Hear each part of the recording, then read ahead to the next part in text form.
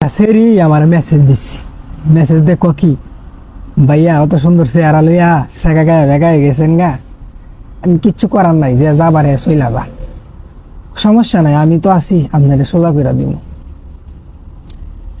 আমি না এমনি একজন দেখা বানাইতে গেছে, আপনি ওপর দমে মেরে এলবেন, আমার সোজা করুন লাগতো না পা, আমি এমনি বালাতি, আমি অনেক কষ্টে আছি, মেসেজ টেসেজ দিয়ে না, মানে বহুত কথা কইছি, কথা কর পরে কাছে সমস্যা নাই, যে তো আপনি ফ্যাম ট্যাম করবেন না, তাইলে আমরা ভাই বোন হয়ে থাকতে পারি, মাঝে মাঝে বোন হিসাবে আপনার মেসেজ দেন। আমি আচ্ছা ঠিক আছে, তাহলে হাই এলো দে, মাঝে মাঝে মনটা চাইলে উত্তর দিই, না চাইলে না দিই, ঠিক আছে, ভাই বোনের সম্পর্ক।